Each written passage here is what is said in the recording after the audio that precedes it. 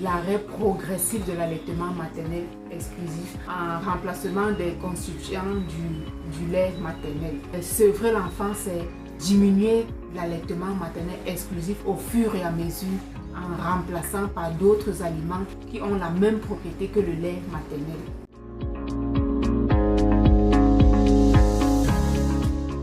Étant donné que le lait maternel est constitué des protéines, des lipides, des glucides, des sels minéraux et des vitamines, à partir de 6 mois, lorsque la femme allaitante commence à donner autre chose que le lait maternel à l'enfant, que ce soit le biberon, que ce soit la bouillie, dans cette bouillie-là, n'est-ce pas, nous devons retrouver tous les éléments du lait maternel.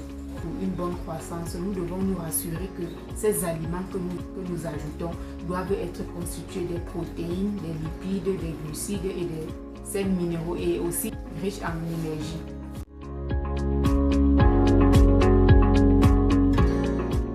Pour un début, il est conseillé, n'est-ce pas, de diminuer le nombre de tétées en rapport avec le nombre de bouillies qu'il faut ajouter à l'enfant. Si par exemple on commence à diminuer une tétée par jour, ça veut dire qu'on doit ajouter un biberon ou alors une bouillie par jour.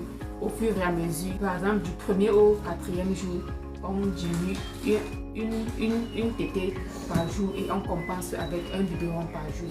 Du 5e au 8e jour, on peut passer à moins 2 tétées par jour et on ajoute 2 biberons par jour, et ainsi de suite. Et à partir du 15e jour, n'est-ce pas, on peut diminuer 4 tétées par jour et on ajoute 4 biberons ou alors 4 tasses de bouillie au nourrisson.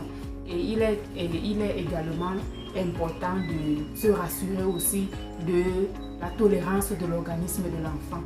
Et généralement, lorsqu'on commence avec le sevrage, l'aliment doit être premièrement liquide d'abord pour une bonne digestion, pour éviter, n'est-ce pas, la constipation, les ballonnements et autres. Et nous devons aussi respecter, n'est-ce pas, l'hygiène.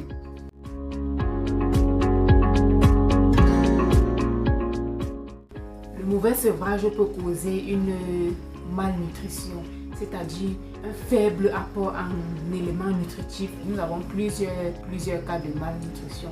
Les malnutritions dues à la carence en protéines, comme dans le cas du marasme, dans le cas du kwashiorkor. Généralement, chez ces enfants qui sont atteints du kwashiorkor dû à la malnutrition, ces enfants présentent généralement des ballonnements abdominaux, des inflammations au niveau des membres inférieurs et supérieurs parfois. Et ceci est dû, n'est-ce pas, à la mauvaise absorption des protéines ou alors des lipides par l'organisme de l'enfant. Quant au marasme, le marasme, n'est-ce pas, c'est une malnutrition qui est beaucoup plus due à un faible apport en lipides et en protéines. Et nous savons que les protéines font partie des éléments de constitution du muscle. Et physiquement, lorsque un enfant ou alors un nourrisson est atteint du marasme, les muscles sont maigres et l'enfant est maigre en général, même au niveau des muscles, n'est-ce pas? Parce que les muscles ne sont pas bien nourris.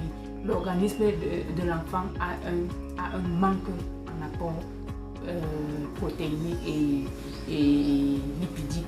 Comme autre complication, il y en a des enfants qui manifestent les deux, c'est-à-dire le kwashiorkor et le marasme en même temps, donc qui est une combinaison des deux manquements nutritionnels chez l'enfant. La mauvaise pratique du sevrage peut aussi s'étendre chez les enfants de plus de 2 ans. En fait, l'arrêt du sevrage va de 6 mois à 2 ans en temps normal. La complication peut aller jusqu'à dépasser 2 ans, parce qu'il y a des enfants à l'âge, n'est-ce pas, de 2 ou 3 ans présentent toujours les signes de malnutrition comme le marasme, le kwashiorkor ou alors le kwashiorkor marasmique. Et comme autre signe que nous observons généralement, il y a aussi la couleur des cheveux. La couleur des cheveux qui, au lieu d'être noir normalement, les cheveux ont tendance à être marron. On appelle ça généralement dans le langage médical les cheveux roux et cassants. Les cheveux sont marrons et sont généralement collés à la peau de la tête, justement parce que l'enfant n'a pas reçu une nutrition adaptée, n'est-ce pas, à sa croissance depuis le sevrage. Et chez certains, c'est à cause de l'arrêt brusque, oui, de l'allaitement maternel exclusif. Chez certains, ils arrêtent l'allaitement maternel exclusif avant 6 mois, parfois même à l'âge de 3 mois. La femme arrête carrément, totalement de donner le lait maternel à son enfant.